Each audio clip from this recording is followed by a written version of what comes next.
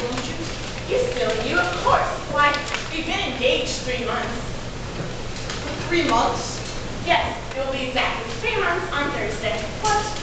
How did we become engaged?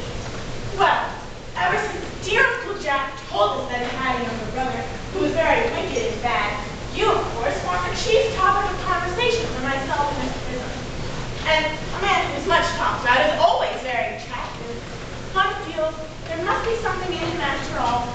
I dare say it was foolish of me, but I fell in love with you, Ernest. Darling, and when was our engagement settled?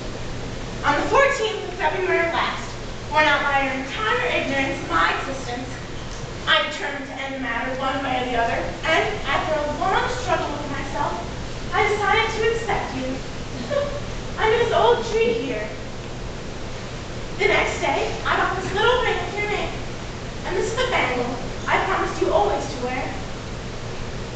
It's very pretty, isn't it? And I bought this for you? Yes, you've wonderfully good taste, Ernest.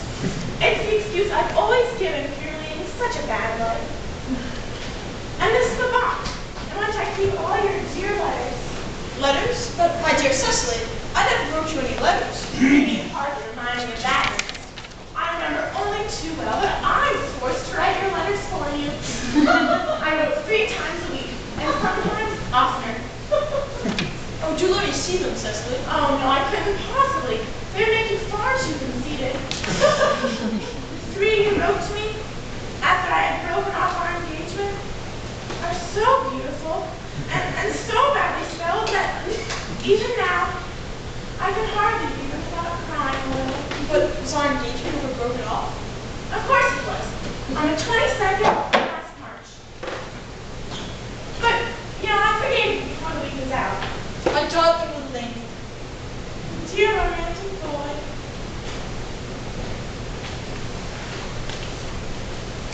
I hope your hair curls naturally. Yes, with the help of others. Oh, I'm so glad.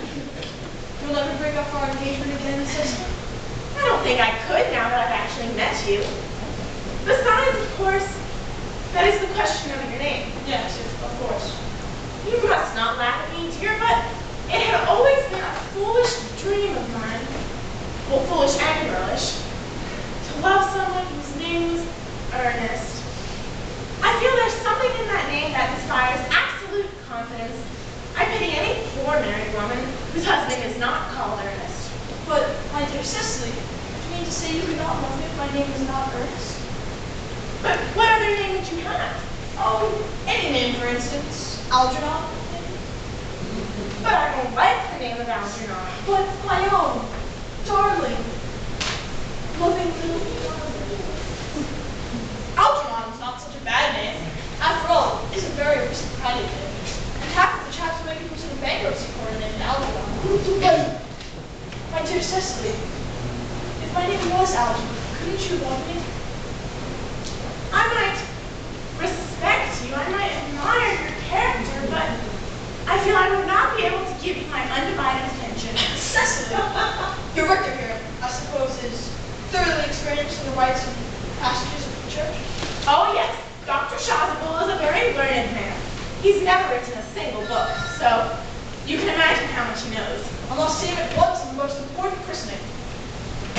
I mean the most important business. Oh, I shan't be gone more than 30 minutes. considering that we've only been engaged since February the 14th, and I've only just met you today for the first time, I feel it's rather hard that you should be gone for such a long time as half an hour. Couldn't you make it 20 minutes? I'll be back in no time. What an impetuous boy. I like his hair so much. I must write his proposal in my diary. Scene.